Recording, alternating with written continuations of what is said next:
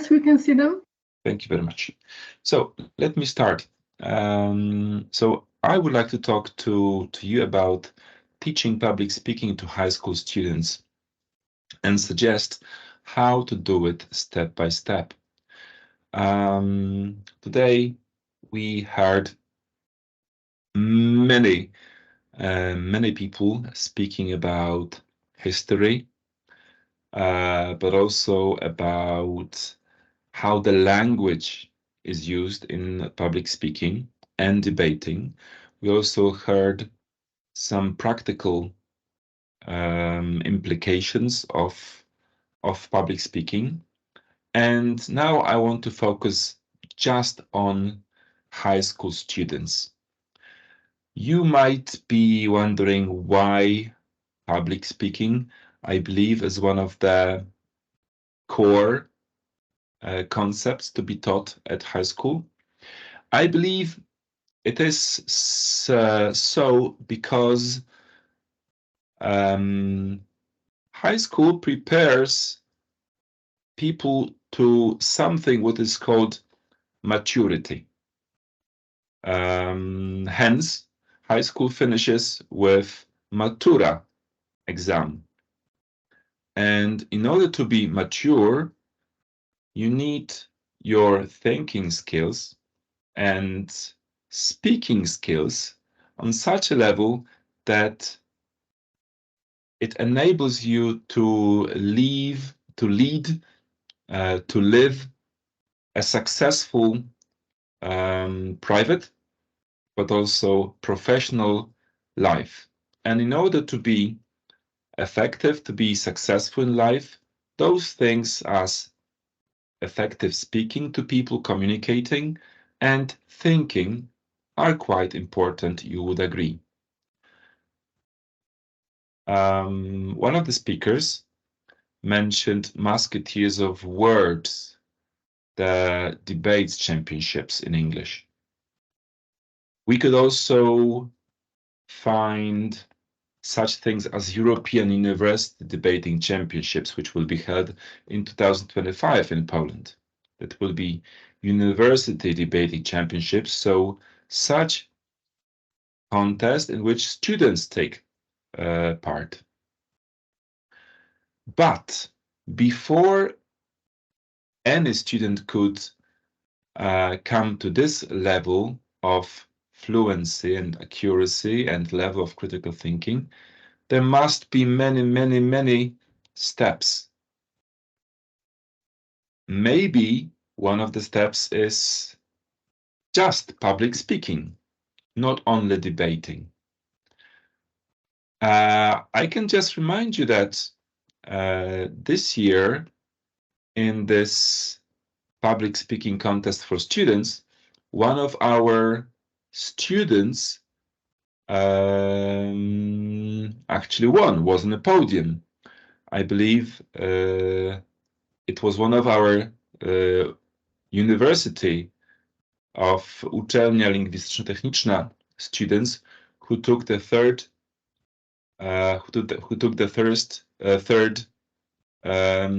place in this contest. So maybe this is a way to learn public speaking and check how effective we are. But before we gathered here, professionals come to this level, we need to go through the whole process of education, and we need to learn how to effectively speak to people.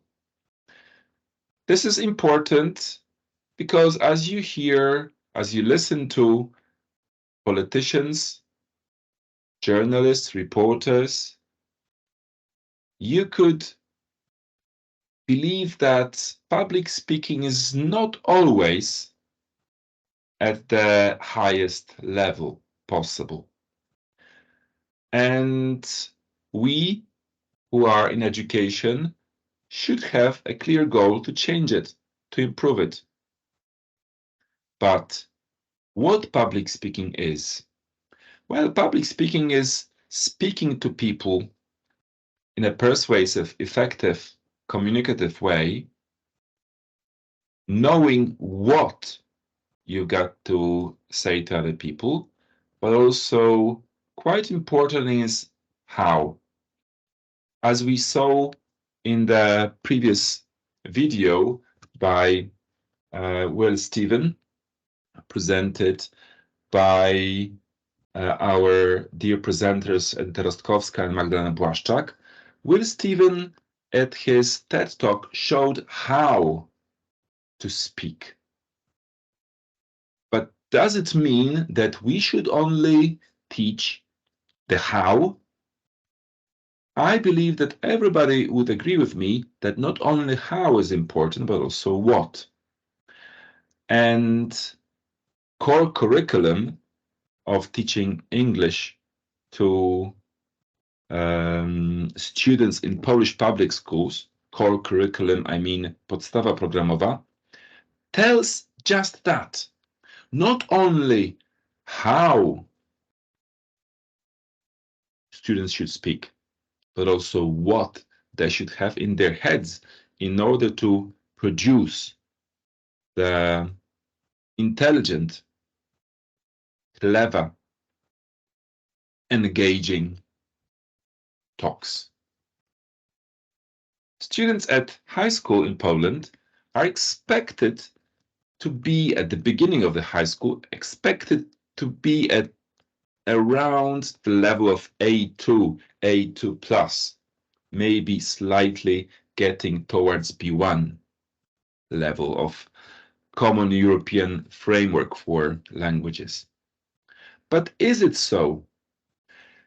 If they are at this level, that means they are probably able to communicate freely. But do they? Can they really communicate?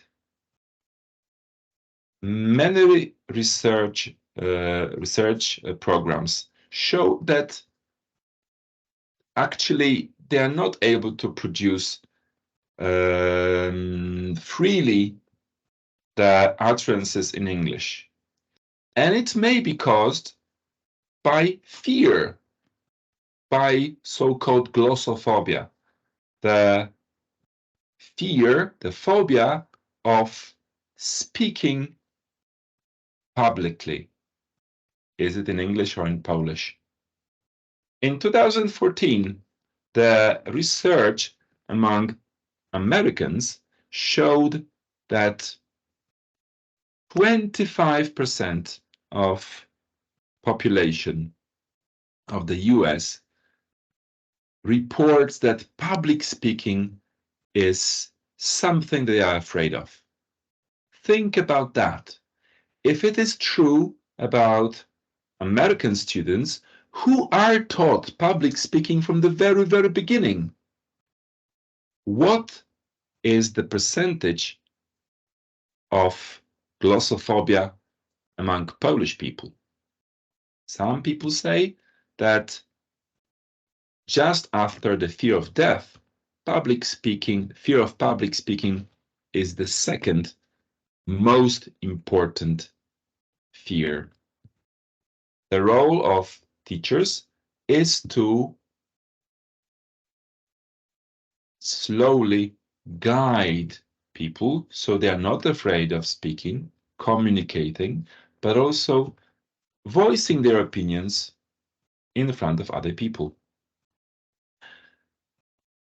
With this, a concept of balance versus accuracy and fluency is quite important.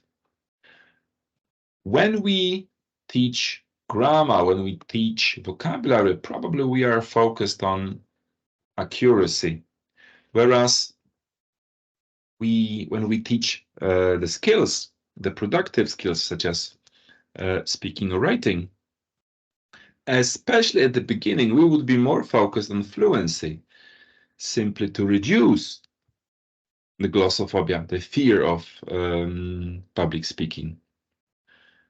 Obviously, that in life, not always this difference is seen, and not always people distinguish between accuracy and fluency. If you are to be a professional public speaker, effective professional, you need to have both. But at least at the beginning of the student's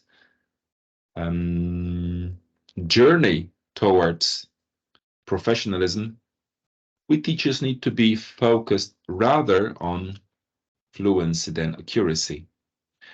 I will suggest some short steps how to do it.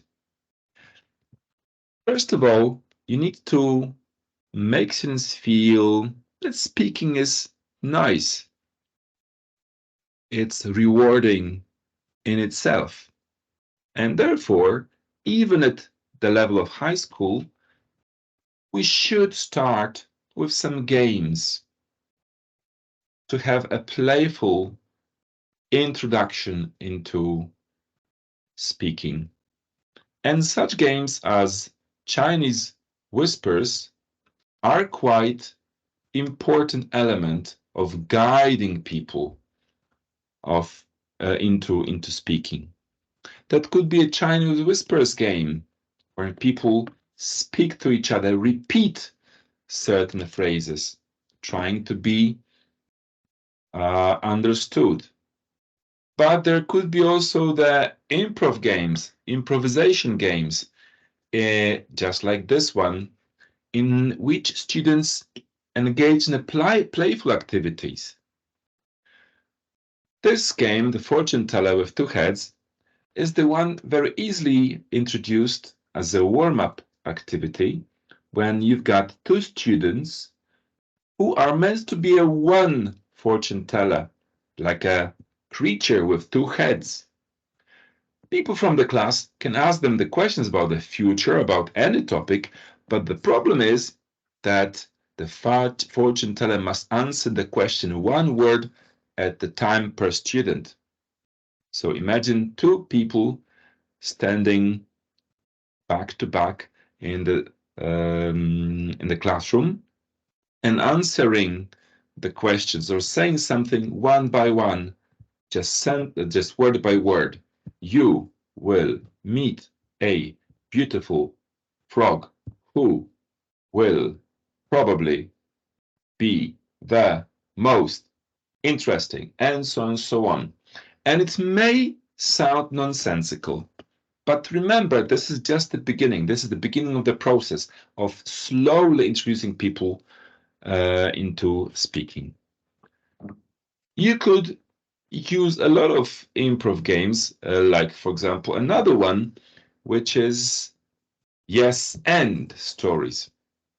The rules are such that students stand in a circle and the story moves around it. The teacher provides a topic and begins the story. The next person must say yes and add another sentence to the story.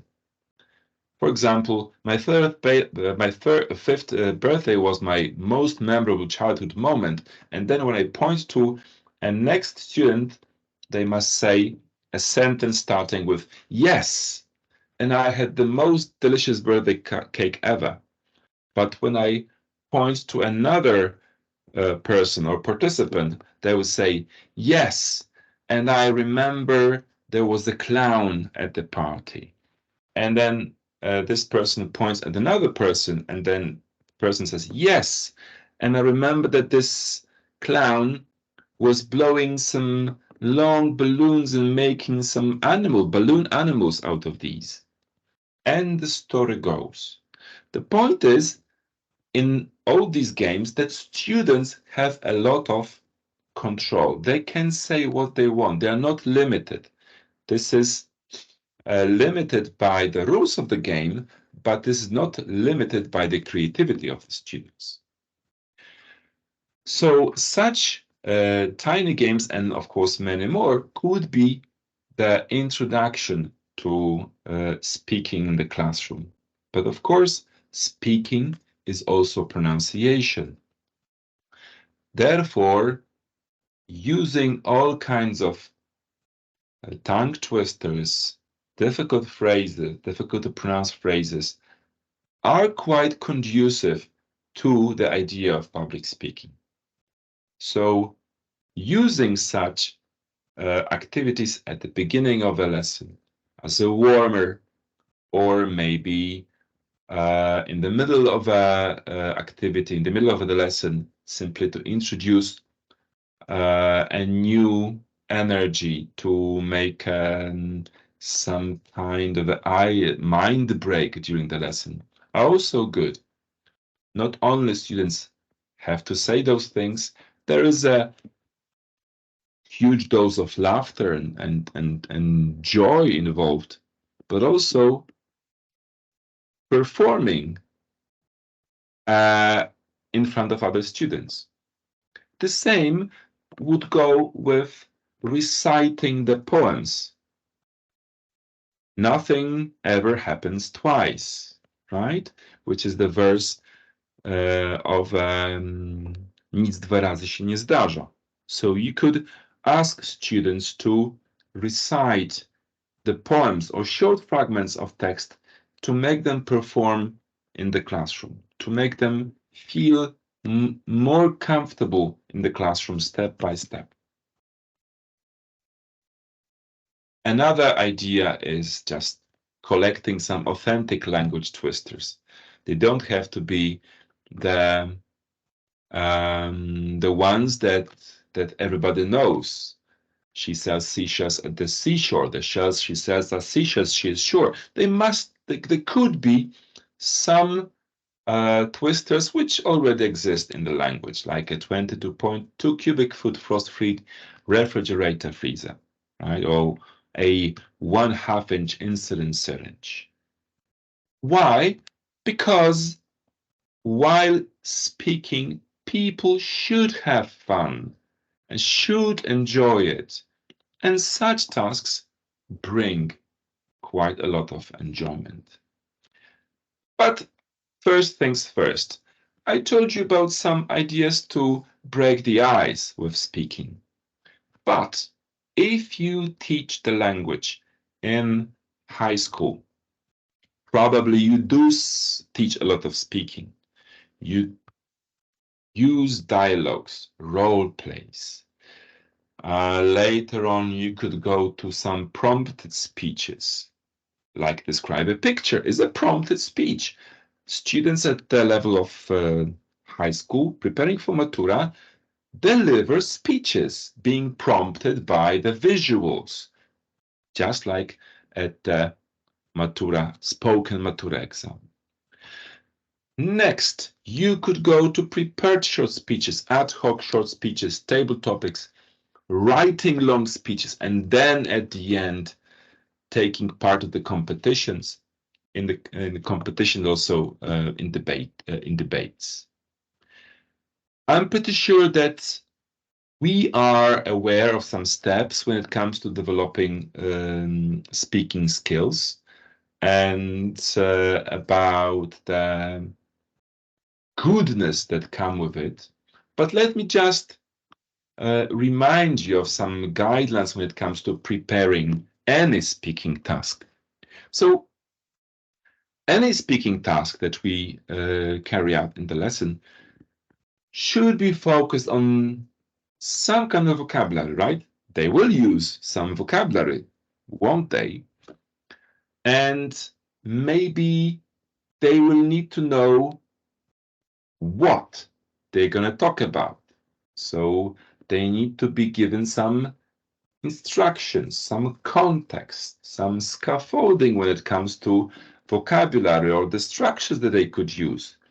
So maybe we will try to revise some phrases, some vocabulary, maybe we'll brainstorm some ideas what could be said in a given situation.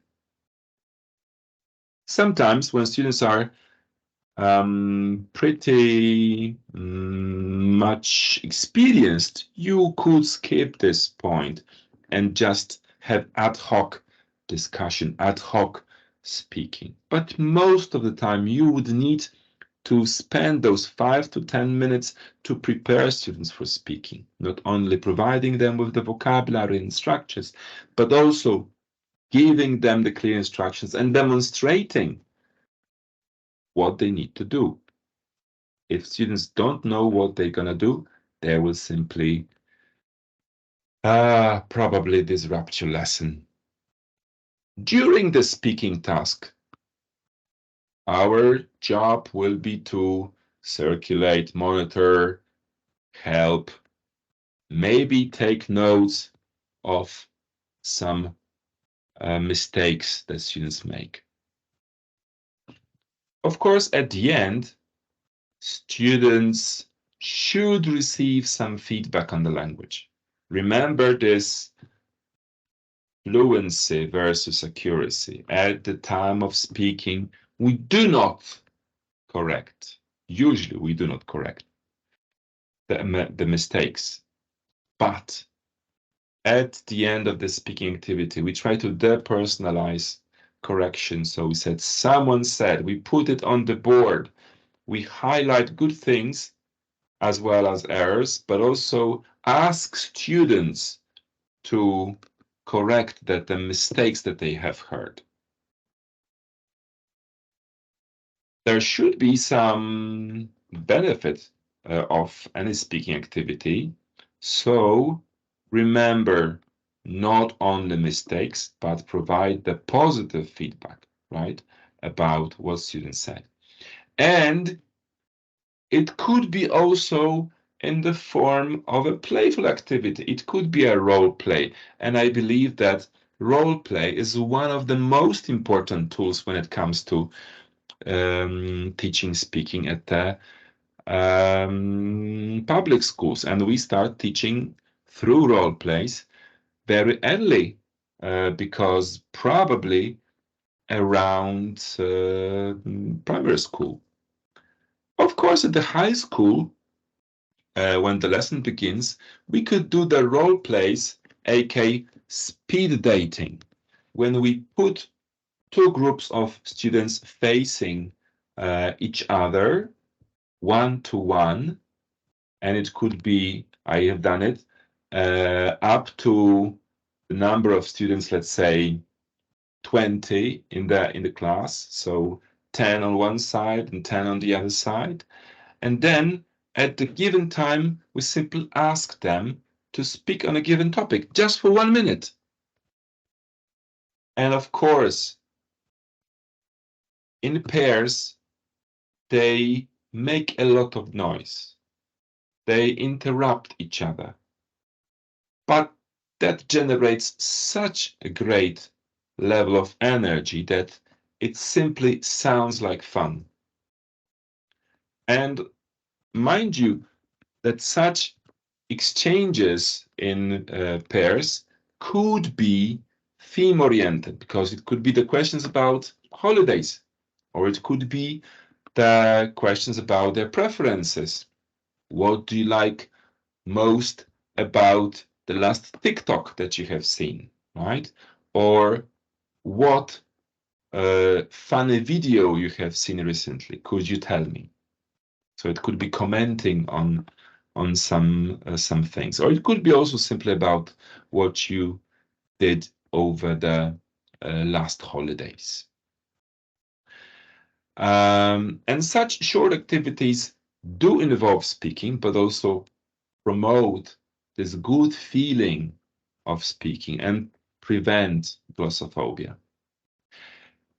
Speaking begins also at the end of comprehension, listening comprehension or reading comprehension, because when students have read or have listened to a given text, they need to find out the answers. Sometimes they write them down, sometimes they improvise responding to his questions. And when they respond, they perform the act of public speaking in front of the class, right?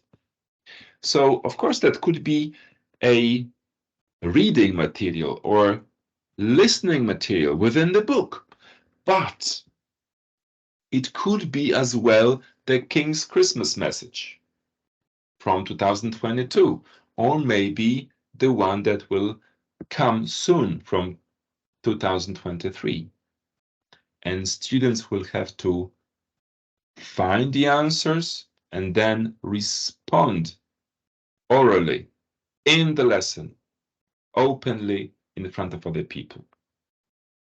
Remember that students could be always helped in a way of using think, pair, share activity. So whenever students finish the activity of their comprehension, reading or listening comprehension, they could do the pair activity. So they simply confront their answers with other students, right? That's also possible. Another idea for practicing slow step-by-step practicing is video telling. And video telling is this what it sounds. Basically, do you know what students do a lot of the time? They retell what they have recently seen. So that would be natural that Maciek or Ula, if they meet, they would say, a widziałaś ostatnio ten filmik? And they would talk about it. They would simply tell about it in Polish, but they could tell it about in English, right?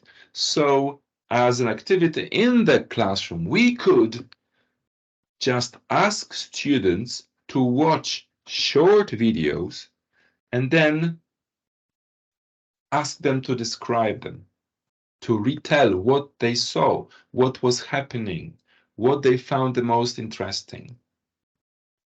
And those acts of speech are quite short, but they're also engaging for students. Gradually, we come to some more difficult topics, difficult tasks, which could be for example, opinion essays into speeches. At high school, students have to write opinion essays, at least those who want to pass their matura at extended level. And you know what? The structure of opinion essay is pretty similar to a speech delivered. So if a student produces some speech of on topic of GMO food, is it a solution to the hunger in the world? You could ask them, not necessarily read it out at the lesson, but you could ask them to record it at their mobile phone or Microsoft Teams or some other tool like Flipgrid or some other Vocaroo, maybe some other tools, and this way they could practice this speaking with appropriate tempo and so on, and step by step they would be coming closer and closer to speaking in public.